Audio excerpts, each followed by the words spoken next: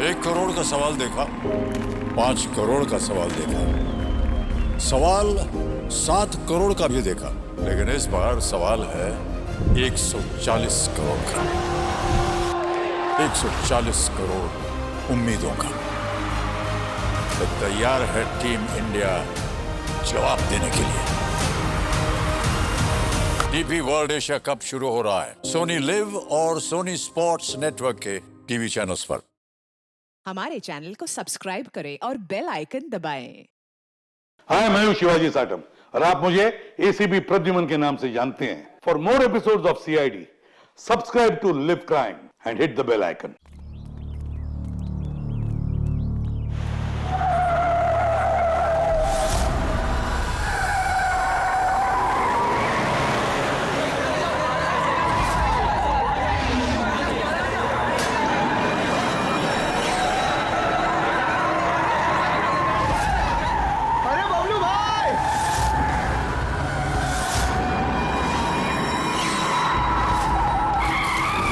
गाड़ी में कोई भी नहीं है।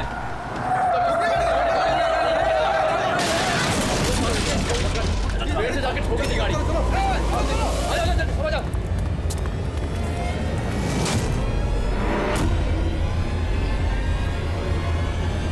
अरे बबलू भाई, अंदर तो देखो, ड्राइवर नहीं है। गाड़ी अपने आप कैसे चल रही थी?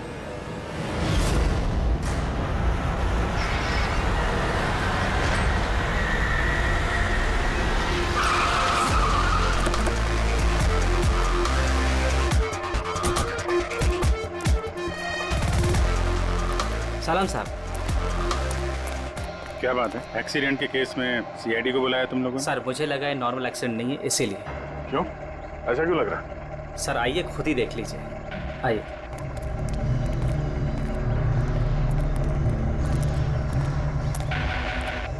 सर दरवाजा खुल नहीं रहा था, बड़ी मुश्किल से हमने खोला इसे।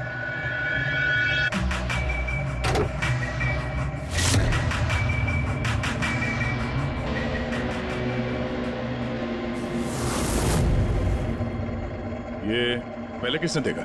सर इन लोगों ने। मैं देखता हूँ। किसने देखा था पहले? क्या हुआ था? सर ऐसा पहले कभी देखा ही नहीं। गाड़ी में ड्राइवर नहीं था सर। गाड़ी में ड्राइवर नहीं है तो गाड़ी अपने आप चल रही थी। अरे यार साफ साफ बताओ भाई। हाँ सर, गाड़ी में ड्राइवर नहीं दिखाई दिया और गाड़ी जाके सीधे पेड़ से टकरा गई।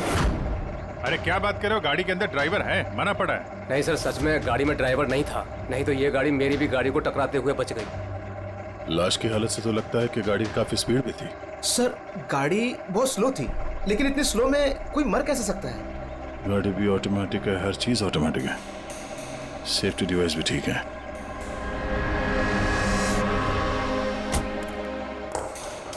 ये लोग तो बोल रहे हैं कि इन लोगों ने इसे ड्राइव करते हुए देखा ही नहीं। अच्छा, तो हो सकता है ये ड्राइवर पहले से घायल हो, जिसकी वजह से ये ड्राइविंग सीट से फिसल के स्टीयरिंग के नीचे जो जगह वहां पे सरक गया और उसके बाद ही एक्सीडेंट हुआ। शायद इसीलिए नहीं दिखा होगा।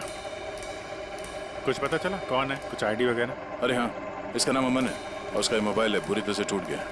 और एक बात अभिजीत, ये गाड़ी ऑटोमेटिक है, ये देखो इंजन अभी भी ऑन है, ऑफ नहीं हो रहा है। हो सकता है जब ये एक्सीडेंट हुआ हो उसकी वजह से जो इम्पैक्ट हुआ उससे ये कार का कंप्यूटर क्रैश हुआ। यार ये लोग तो बोल रहे हैं कार बहुत स्लो थी जब टकराई। ऐसा इम्पैक्ट? कहीं कार के साथ कुछ छेड़छाड़ तो नहीं की गई? हो सकता है।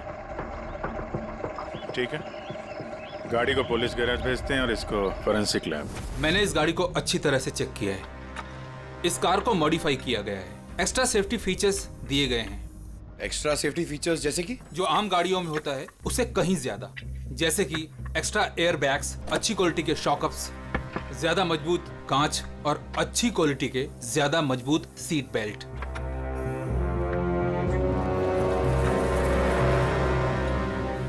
ये देखो, निकोटीन पैच। Nicotine patch? ये तो सिगरेट छोड़ने के काम में आता है ना? हम गाड़ी के सिस्टम को कंप्यूटर से लिंक कर सकते हैं? जी हाँ मैडम, एक मिनट।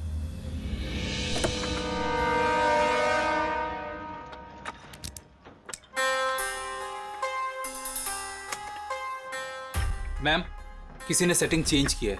कार के सॉफ्टवेयर को हैक किया गया है। खिड़की के कांच से लेकर ब्रेक तक सब कुछ कोई और कंट्रोल कर रहा था। अगर सब कुछ कोई और कंट्रोल कर रहा था फिर हादसे के बाद इंजन उसने बंद क्यों नहीं किया? टक्कर की वजह से कार का वायरलेस सिस्टम डैमेज हो गया था, इसलिए कार बंद नहीं हुई। गाड़ी को हैक किया गया? मतलब ये एक्सीडेंट नहीं है, ये तो मर्डर है।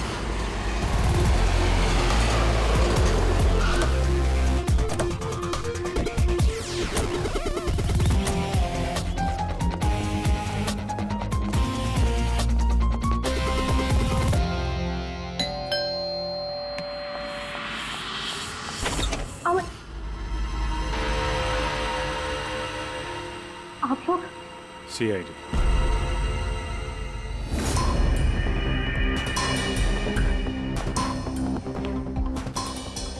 अरे इस आदमी पर कोई टैंकर चढ़ गया था क्या? सारी की सारी हड्डियां टूट गई हैं। कोई टैंकर वैंकर नहीं चढ़ा था इसके ऊपर साउंड के। एक छोटा सा एक्सीडेंट हुआ था यार। छोटा सा? और वो भी किसी ने करवाया था। आपके पति अमन का एक्सीडेंट हुआ है और वो नहीं रहे। आपको कैसे पता? अमन को कार नहीं चलानी चाहिए थी। वो कभी कार नहीं चलाता था सर, क्योंकि उसे पता था कि छोटा सा झटका भी उसकी जान ले सकता है। पर आप लोग, मेरा मतलब है कि सीआईडी यहाँ पे। जी, क्योंकि हमें लगता है कि उनका खून हुआ है। खून? पर ऐसे कैसे हो सकता है सर? एक्सीडेंट से पहले तो अमन मुझसे फोन पे बात कर रहा था, हम दोनों फोन पे बात कर रहे थे कि अचानक फोन कट हो गया।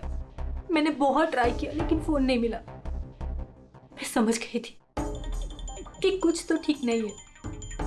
अमन कभी भी खुद गाड़ी ले जाकर इतना बड़ा जोखिम नहीं उठा सकता था। खुद ड्राइव नहीं करते हैं तो ड्राइव कौन करता है? सर, हमारा एक ड्राइवर है।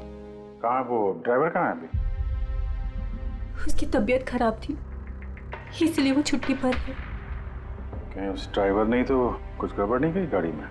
नहीं सर, हमारा ड्राइवर बहुत ही भरोसेमंद इंसान है, वो ऐसा कभी नहीं कर सकता।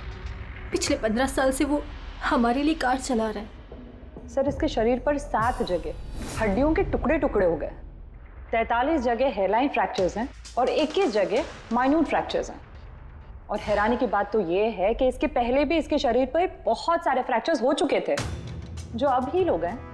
बस इन हड्डियों के टूटने की वजह से इसके शरीर के नाजुक अंग जैसे हार्ट, फेफड़े, ये सब डैमेज हो गए और मौत भी शायद इसी वजह से हुई है। साळुंखे, ये जो निशान है स्क्वेरिश, ये कैसे निशान है? बस ये निकोटिन पैचेस के निशान है। इसके शरीर पे बहुत ज्यादा है। इसे सिगरेट पीने की लत थी और वो इसे छोड़ना चाह रहा था। Nicotine patches? अच्छा। और फिर यार अभी तारिका ने बताया कि इसके शरीर पर पुराने फ्रैक्चर्स के निशान भी हैं, बहुत सारे। ये पुराने फ्रैक्चर्स का क्या मतलब हो सकता है? अमन को ड्राइविंग तो आती थी ना? हाँ सर। तो फिर जोखिम किस बात का? अमन मेरे या आपकी तरह नहीं था सर। छोटे से छोटा झटका भी उसकी जान ले सकता था। ड्राइविंग की वजह से उसकी जान को खतरा था, इसलिए हमने कार में भी काफी मॉडिफिकेशंस करवाई थी और ड्राइवर को भी कहा था कि कार आराम से चलाए। छोटा झटका भी उसकी जान ले सकता था? क्या मतलब? क्या कुछ था उसको? कोई प्रॉब्लम थी? सर, अमन का शरीर कमजोर था, नाजुक था। यार तू क्या कर रहा है साळुंखे? अरे तू ये ऑस्टियोजेनेसिस इम्परफेक्ट है। ऑस्टियोजेनेसिस इम्परफेक्ट मतलब ब्रिटल बोन डिजीज? एग्जैक्टली, भंगुर अस्थि रोग। मतलब इसकी हड्डियां भंगुर हैं। और इसीलिए बॉस, इसकी हड्डियों को अगर जरा सा भी झटका लगे तो चकनाचूर हो सकती हैं। 25 से ज्यादा बार उसके फ्रैक्चर्स हो चुके थे। हमेशा खतरा रहता था उस पे। मुझसे जितना हो सके मैं उसकी सुरक्षा का ख्याल रखती थी ताकि उसे कोई झटका न लगे। घर में, कार में हमेशा उसकी सुरक्षा का ध्यान रखती थी। यहाँ तक कि जब अमन को पता चला कि सिगरेट पीने से हड्डियाँ कमजोर होती है तो अमन ने पूरी कोशिश की सिगरेट छोड़ने की। तभी इतने मामूली एक्सीडेंट से भी ये हाल हो गया था शरीर का। लेकिन वो अचानक गाड़ी लेके कहाँ गया था? सर मुझे नहीं पता, लेकिन जब वो अकेला गाड़ी लेकर चला गया तो मुझे उसकी बहुत चिंता हुई और मैंने अमन को फोन किया। हेलो अमन। या बेबी बोलो। अच्छा, तो तुम खुद ड्राइव कर रहे हो। तुम्हें पता है ना तुम्हारा ड्राइव करना कितना ज्यादा खतरनाक है, लेकिन तुम मेरी बात सुनते तक नहीं। वैसे ऐसा कौन सा जरूरी काम था जिसके लिए तुम खुद गाड़ी लेकर निकल गए? ड्राइवर तक का वेट नहीं किया गया तुमसे। जरूरी था स्वीटहार्ट, लेकिन तुम परेशान मत हो, मैं गाड़ी आराम से ही चला रहा हूँ। अमन, मुझे ऐसा क्यों लग रहा है कि तुम मुझसे कुछ छुपा रहे हो? देखो सुप्रीति, मैं मानता हूँ कि मैं सारी बातें तुमसे शेयर नहीं कर पा रहा, लेकिन इसका मतलब ये नहीं कि तुम उल झुल बातें सोचने लग जाओ। है कुछ प्रॉब्लम्स, मैं उन्हें सॉल्व कर लूँ, फिर तुम्हें सब कुछ बता दूंगा। प्रॉब्लम्स? तुम अभी क्यों नहीं बता सकते मुझे? क्योंकि ये सब खतरनाक है, वो लोग बहुत खतरनाक हैं, मैं तुम्हें नहीं बता सकता। खतरनाक लोग? Oh no. अमन, हेलो। कौन सा प्रॉब्लम? और ये किन खतरनाक लोगों की बात कर रहे थे? वो कुछ पता है आपको? सर मैं कुछ नहीं जानती। अमन की किसी से कोई दुश्मनी, कोई बिजनेस राइवलरी वगैरह? इस बारे में मुझे कुछ भी पता नहीं, लेकिन हाँ, मयंक और नेहा आपकी शायद कुछ मदद कर सकते हैं। मयंक और नेहा? ये कौन है ये लोग? मयंक पेशे से एक वकील है और अमन का दोस्त भी, और नेहा अमन की सेक्रेटरी थी। अच्छा, ये मयंक का ऑफिस कहाँ है? अमन सर का खून? आप? मैं नेहा, अमन सर की सेक्रेटरी। लेकिन अमन की मौत तो एक्सीडेंट में हुई है ना? जी, मौत तो एक्सीडेंट में हुई है, लेकिन एक्सीडेंट अपने आप नहीं हुआ है। करिए बताइए कि आप दोनों मिस्टर अमन को कब से जानते हो? मतलब कब से काम कर रहे हो उनके साथ? सालों से। हम लोग साथ में काम ही नहीं करते थे, बल्कि बहुत अच्छे दोस्त भी थे। अमन की बीमारी की वजह से ज्यादातर बिजनेस वगैरह मैं ही हैंडल करता था। और नेहा जी आप? सिर्फ मैं और मयंक सर ही तो थे, अमन सर का पूरा बिजनेस संभालते थे। वैसे बिजनेस क्या है उनका? इन्वेस्टमेंट का बिजनेस है। हम लोग अलग अलग कंपनीज में पैसे लगाते थे और जब वो कंपनीज में मुनाफा होने लगे तो अपना परसेंटेज वापस ले लेते थे। ऐसी 50 कंपनीज है जहाँ पर पैसे लगाए थे अमन ने। किस तरह का कंपनीज में इन्वेस्ट करते थे ये? वैसे तो कई सारी कंपनीज में पैसे लगाए थे, लेकिन उनकी सबसे ज़्यादा दिलचस्पी 20-30 फार्मास्यूटिकल्स कंपनीज में थी। फार्मा कंपनी या दवाइयों की कंपनी? जी, ये कंपनीज बहुत नुकसान में चल रही थी, लेकिन आपको तो पता ही होगा अमन की बीमारी के बारे में। और ये कंपनीज उसी बीमारी का इलाज निकालने की कोशिश कर रही थी, और अमन का सपना था कि इस बीमारी का इलाज संभव हो जाएगा तो किसी और को वो तकलीफ नहीं उठानी पड़ेगी जो उसे थी। और सर अभी तो उन कंपनीज में फ़ायदा भी होना शुरू हो गया था। कोई दुश्मनी, किसी से कोई लड़ाई झगड़ा? नहीं सर, ऐसा तो कुछ नहीं था। अगर कुछ होता तो वो मुझे ज़रूर बताते थे। अमन की वाइफ का कहना है कि पिछले कुछ दिनों में वो परेशान लग रहा था। आपको जानती? परेशान तो थे, मगर मुझे कुछ बताया नहीं। मुझे लगा काम का प्रेशर होगा बस। आपने बताया था कि दवाइयों की कंपनी जो नुकसान में चल रही थी, उनमें से कुछ को फायदा होने लगा था। सबको नहीं सर, शायद एक को। मुझे उसकी डिटेल चाहिए। जी, मुझे अकाउंट चेक करना होगा। ठीक है। और मुनाफे के अलावा कोई ऐसी बात जो आपको अलग लगी या फिर कुछ अजीब सी हो, वो भी बता दीजिएगा।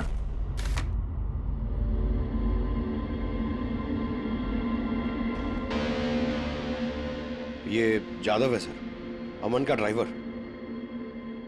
काफी परेशान लग रहा है वो। देखते हैं।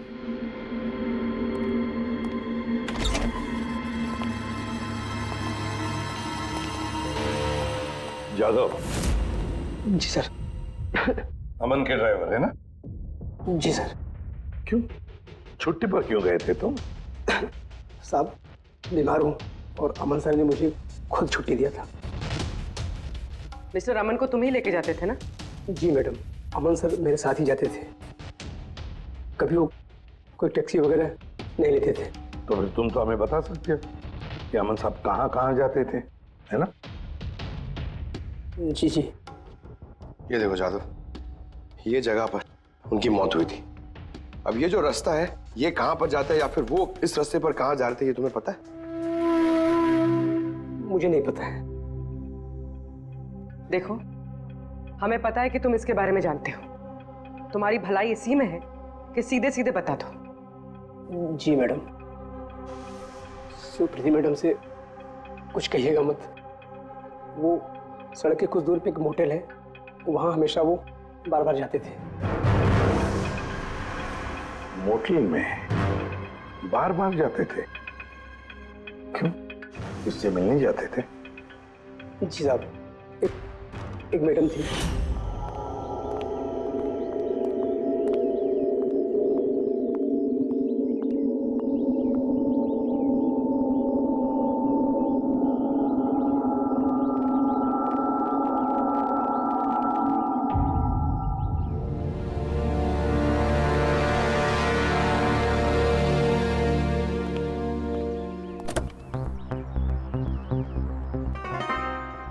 सुन जादव, ये जो कुछ भी तुमने देखा इस बारे में किसी से कुछ मत कहना, सुप्रीति भाभी से भी नहीं, समझे? ओके? जी सर। मैडम थी, मतलब अमन का उस औरत के साथ चक्कर चल रहा था। जी, छोटी मुंह बड़ी बात। साहब छुप छुप के उस मैडम से अगर मिलते थे तो इसका मतलब तो यही निकलता है। अमन उस औरत से मिलने जा रहा था जब ये हादसा हुआ। तो हो सकता है वो औरत अब भी वहीं पर हो, उसी मोटल में। चलकर मिलना पड़ेगा इस औरत से।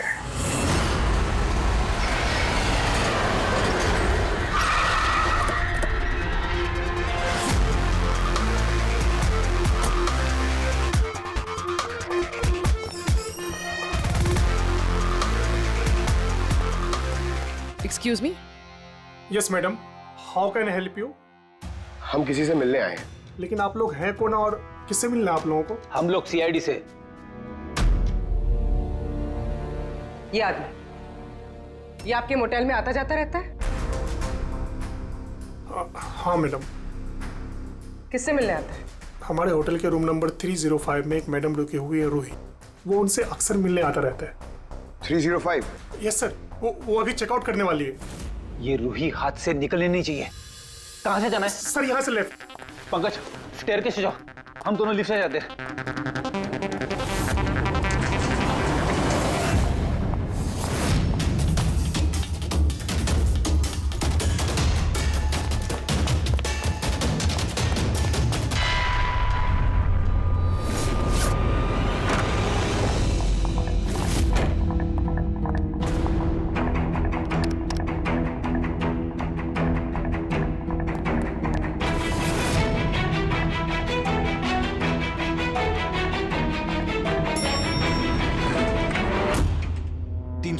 सर उधर।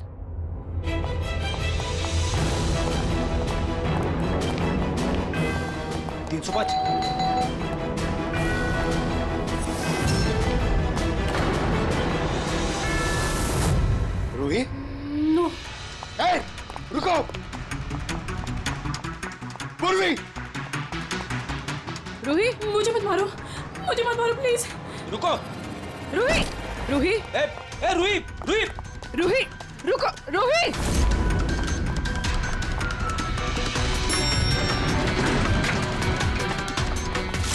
रुक जा। रूही, रुको। रुक जा। रूही, मार दो मुझे, लेकिन तुम लोग भी बच नहीं पाओगे। तुम लोगों का सच सबके सामने आ ही जाएगा। सच? कौन सा सच? मैं सब जान चुकी हूँ तुम लोगों के बारे में, सब जान चुकी हूँ। क्या बोल रही हो तुम? तुम्हें ऐसा क्यों लगता है कि हम तुम्हें मारेंगे? आओ। कौन सा सच? रूही, हम सीआईडी से। सीआईडी? चलो मान लिया रूही कि तुमने कुछ नहीं किया, लेकिन अगर तुमने कुछ नहीं किया तो वहां से भागी क्यों? मुझे लगा कि ये लोग मुझे मारने आए हैं। इसका मतलब कोई है जो तुम्हें मारना चाहता है। जी, वही लोग जिन्हें हम एक्सपोज करने वाले थे, उनके खिलाफ हमारे पास सारे सबूत थे। कौन लोग और कैसे सबूत? हाँ, बताओ।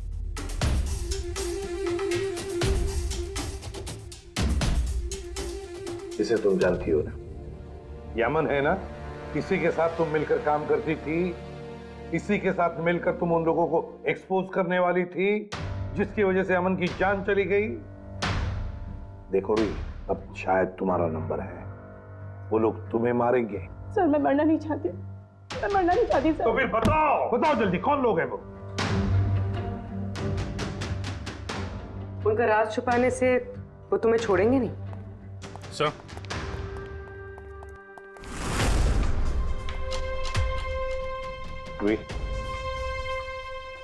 ये लो पानी पी लो, पियो। और मैंने जो कहा ठंडे दिमाग से सोचो, अपने बारे में सोचना जरूर। मैं आता हूं।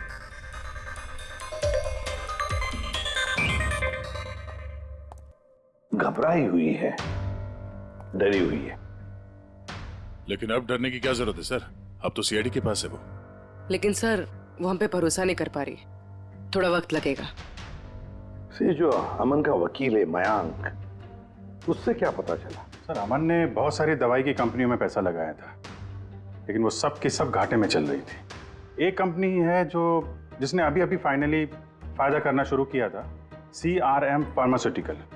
और सर ताजुब की बात यह है कि अमन ने पिछले हफ्ते ही इस कंपनी के साथ जितने भी डीलिंग्स है वो सब तोड़ दिए, और मयंक भी इस बात से काफी हैरान था। वही तो समझ में नहीं आ रहा है कि इस अमन ने जब ये कंपनी लॉस में जा रही थी तब उसके साथ तो डील नहीं तोड़ा, और जब ये कंपनी प्रॉफिट कर रही है तब डील तोड़ने जा रहा है। और सर वो मयंक से कभी कोई बात छुपाता नहीं था, उसने ये बात मयंक को बताई भी नहीं। हाँ सर, मयंक ने उसका भरोसा तोड़ दिया होगा सर। आओ जरा रोहित, CRM फार्मास्यूटिकल्स के साथ जो अमन की डील थी वो तुम्हारी वजह से कैंसिल हो गई है ना? वरना उसके पास ऐसी कोई वजह तो थी नहीं।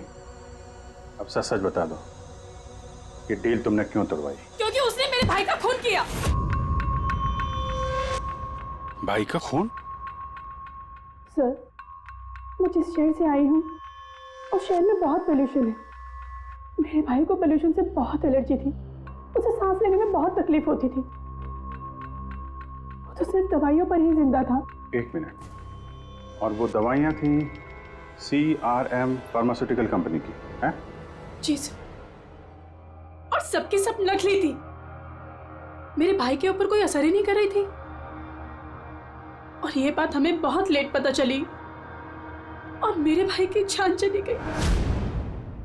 तुम्हें कैसे पता चला कि वो दवाई नकली थी? सर मैं खुद एक प्राइवेट कंपनी में केमिस्ट हूँ। जब ये दवाइयाँ मेरे भाई पर असर ही नहीं कर रही थी तो मुझे शक हुआ कि क्या बात हो सकती है, तो मैंने उन दवाइयों को खुद से टेस्ट किया और मेरा शक बिल्कुल सही निकला। सारी दवाइयाँ नकली थी। नकली थी मतलब?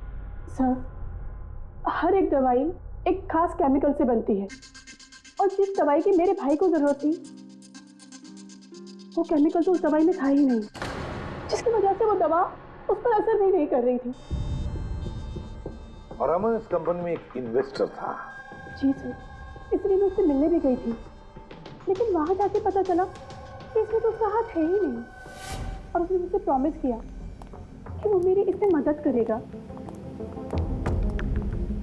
अरे सर, आप यहाँ कैसे? कोई काम था क्या? हाँ, ये मेरी असिस्टेंट रूही है। हेलो। इससे देखना था कि दवाइयाँ कैसे बनती हैं। देख सकते हैं? कैसी बात कर रहे हैं सर? आपको कैसे मना कर सकते हैं? आइए मैं दिखा देता हूँ आपको। एक काम कीजिए, आप मेरे साथ बॉस के यहाँ चलिए, रूही अपने आप देख लेगी। रूही तुम जाओ। मैम आइए। एक मिनट सर, ज्यादा आगे मत जाना, आप यहीं तक देखना। आइए सर, मैं लेकर चलता हूँ। आप आइए। आइए सर।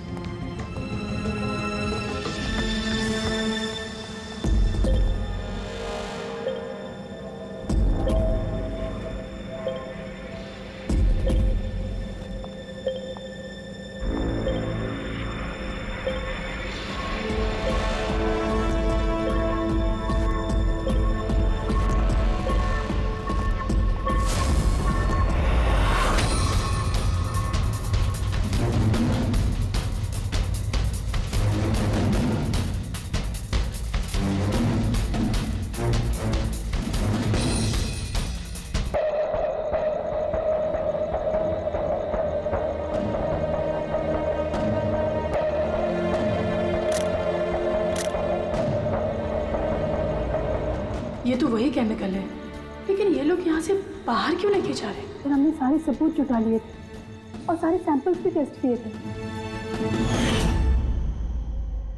एक बात तो पक्की है कि सामन की मौत और सीआरएम फार्मास्यूटिकल्स का कोई ना कोई संबंध जरूर है।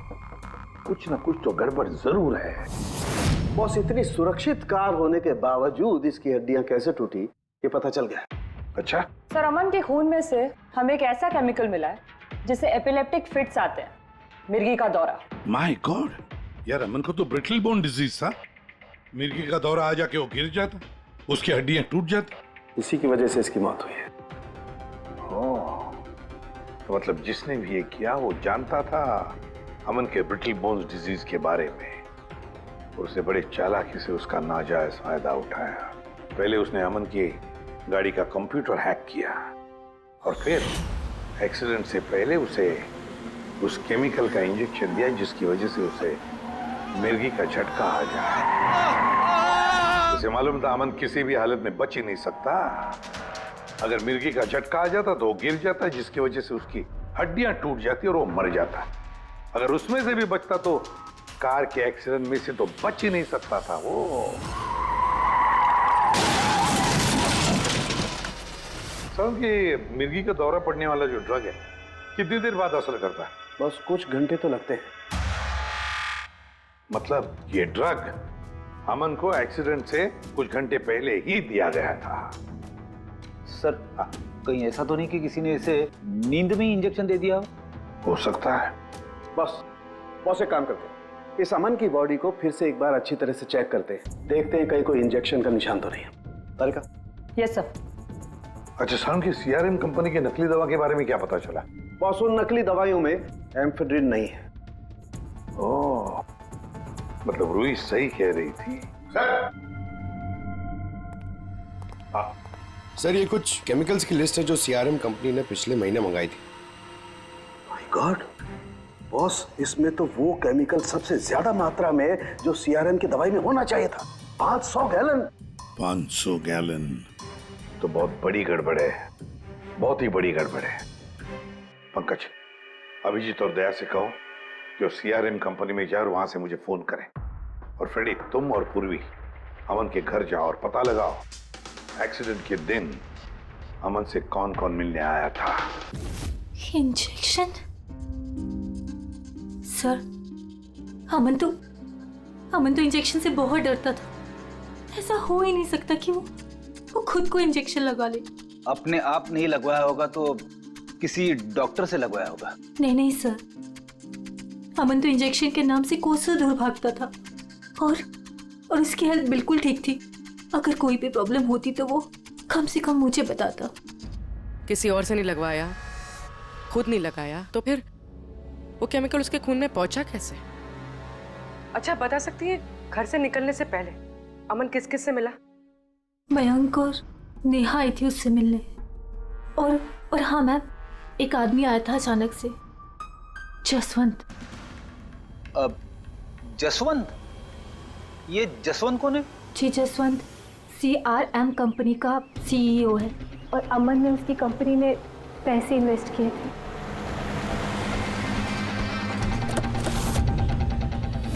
मिस्टर जसवंत, आप अमन के घर गए थे उससे मिलने के लिए उसके एक्सीडेंट के कुछ घंटे पहले?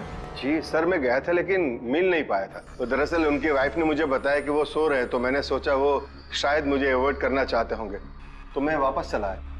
पापा, अमन ने हमारे साथ बिजनेस डील कैंसिल की, फिर भी आप उससे मिलने गए थे? जी बेटा, क्योंकि मैं उनको वापस लाना चाहता था। सर वो हमारी नई यूनिट के लिए बहुत जरूरी था। तो जसवंत जी, जब आप अमन से मिलने उसके घर गए तो वाइफ सुप्रीति के अलावा वहां कोई और भी था? मैं जब गया तब तो वहां कोई नहीं था, लेकिन हाँ जब मैं वहां से निकला तो उनके लॉयर मिस्टर मयंक और सेक्रेटरी नेहा, वो दोनों जरूर उनके घर आए थे। अच्छा, ठीक है, thank you very much. Boss, ये देखो, ये निकोटिन पैच का हिस्सा और यहाँ पर देखो ये इंजेक्शन का निशान। खूनी ने यहीं से वो मिर्गी के दौरे वाला इंजेक्शन इसे दिया है। इसका ये हिस्सा सुन्न करके, हाँ, और वो इस पैच के जरिए। इसे इमला पैच कहते हैं। इमला पैच? ये बच्चों को इंजेक्शन लगाने से पहले लगाते हैं ताकि वो पर्टिकुलर एरिया सुन पड़ जाए और उन्हें दर्द ना हो। अब बस ये एमला पैच और ये निकोटिन वाला पैच, ये देखो बस, ये दोनों पैच एक जैसे दिखते हैं, बिल्कुल एक जैसे। हाँ, खूनी ने इस निकोटिन वाले पैच की जगह ये एमला पैच इसके हाथ पर लगाया, इसके हाथ का ये हिस्सा सुन्न कर दिया और बाद में मिर्गी के दौरे वाला इंजेक्शन यहाँ से लगा दिया, शायद तब जब वो सो रहा था। हाँ सर, ये कर कौन सकता? जसवंत तो एक हफ्ते से अमन को मिला भी नहीं, तो फिर सर वो मयंक या फिर नेहा, वो तो नहीं। पंकज, ये खेल कौन खेल रहा है तो हम पता लगा ही लेंगे। अब हम भी एक खेल खेलेंगे, एक ऐसा खेल जिसमें जीत सिर्फ हमारी ही होगी, हमारी जीत।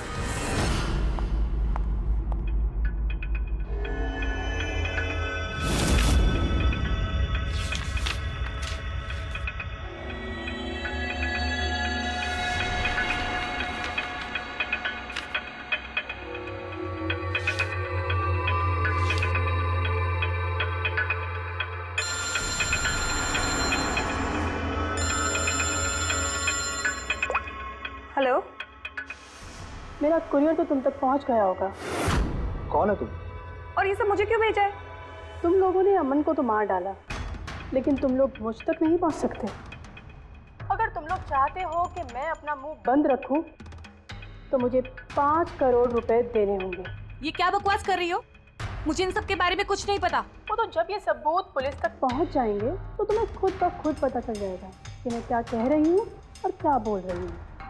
देखो देखो देखो, मैं कुछ इंतजाम करता हूँ, मुझे थोड़ा सा टाइम दे दो।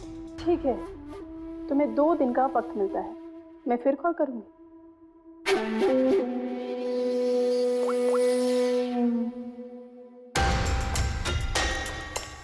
तो मास्टरमाइंड ये मयंक है।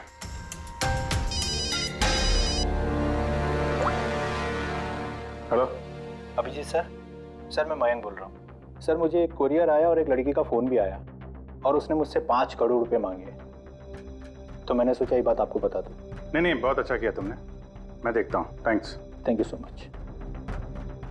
मयंक का फ़ोन था, उसने उस कोरियर रूही के बारे में बताया सर। और उसने ये भी कहा कि उसने जानबूझ के समय मांगा ताकि हम इस तक पहुँच सके। तो ये मयंक नहीं बल्कि कोई और ही है।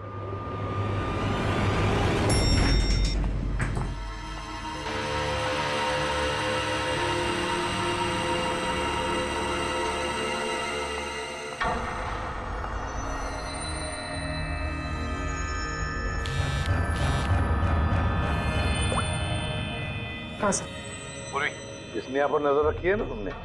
हाँ सर, वो अभी यहाँ से निकली है। कड़ी नजर रखना पूर्वी, बिल्कुल कड़ी नजर। अपनी नजरों से ओझल मत होने देना उसे। ये नेहा ही हमें उस खूनी तक पहुंचाएगी। सर।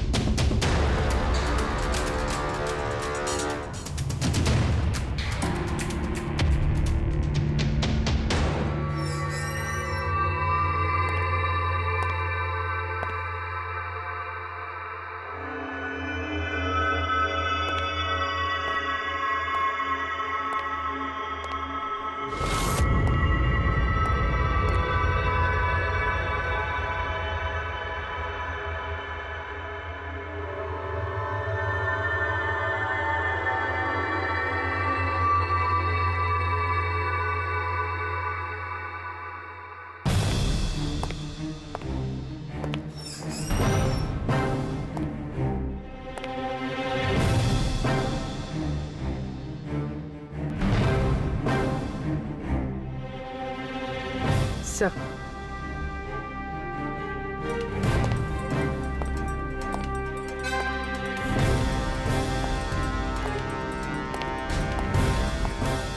क्या हुआ? इतनी जल्दी में क्यों बुलाया? क्या है ये सब? ये सब क्या है? तुमने तो कहा था कि किसी को कुछ पता नहीं चलेगा। फिर हमारे बारे में ये लड़की सब कुछ कैसे जानती है? डोंट वरी बेबी, मैं सब संभाल लूंगा। मैं हूं ना। जैसे उस अमन को ठिकाना लगाया वैसे इस लड़की को भी ठिकाना लगा दूंगा। तुम टेंशन मत लो। ओके?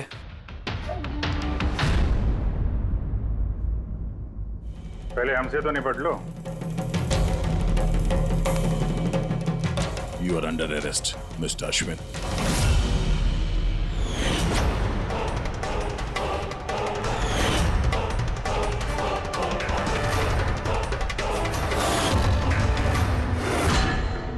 अश्विन के पास तो वजह थी। तुमने अपने बॉस का खून क्यों किया? हम दोनों एक दूसरे से प्यार करते। जब मुझे पता चला कि अमन सर सीआरएम फार्मास्यूटिकल की जांच कर रहे हैं तो ये बात मैंने अश्विन को बता दी ताकि वो लोग अपनी गलतफहमियां दूर कर सके। लेकिन इसने तो अमन को ही दूर कर दिया। क्यों अश्विन? मैं जानता था कि अमन को कुछ समझाने का कोई फायदा नहीं होगा। वो तो हमें जेल भिजवा के ही रहता। तुमने मेरे भाई को मारा, अमन का खून किया और ना जाने कितने मासूमों की जान ली होगी तुमने अपनी इन नकली दवाइयों से। बिजनेस में बहुत घाटा हो रहा था, नुकसान पे नुकसान हो रहा था। डैड नहीं मानते इसलिए उनको बिना बताए मैंने केमिकल्स को नॉर्थ इंडिया के प्लांट में भेजना शुरू कर दिया। उससे हम नशा बनाते थे, थोड़ा प्रॉफिट हो ही रहा था। अमन ने सारा खेल बिगाड़ दिया। सिर्फ फायदे के लिए दवाइयों की जगह पे तुम ये जहर बनाने लगे थे, हाँ?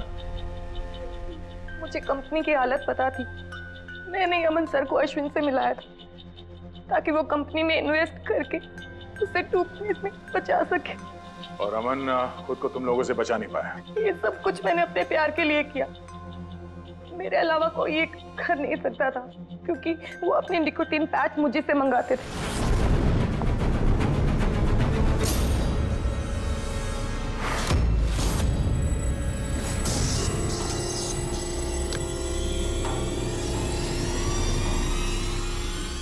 उसके अगले दिन जब हम अमन के घर पर गए।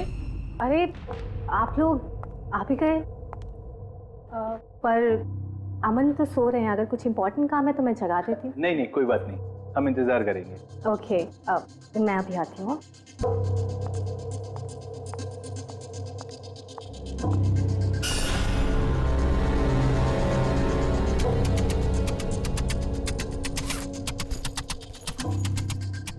मैम, मैं जरा वॉशरूम होकर आऊं?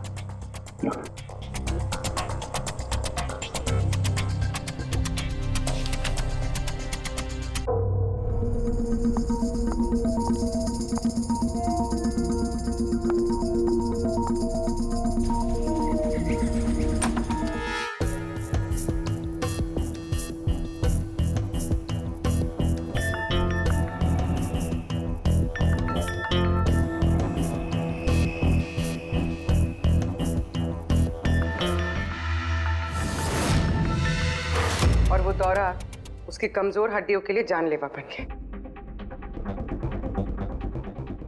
और तुम चीफ टेक्नोलॉजी ऑफिसर, तुमने रिमोट कंट्रोल से अमन के कार के कंप्यूटर को हैक कर दिया और उसका एक्सीडेंट करवाया। कमाल का दिमाग पाया है तुम लोगों ने, कमाल का दिमाग। काश यही दिमाग किसी अच्छे कामों में इस्तेमाल करते तो देश का भला हो जाता, समाज का भला हो जाता। पर नहीं, तुम्हारे इस टेढ़े दिमाग ने दो मासूम लोगों की जानें ली। For more updates, subscribe to our channel, click the show links and enjoy watching the videos.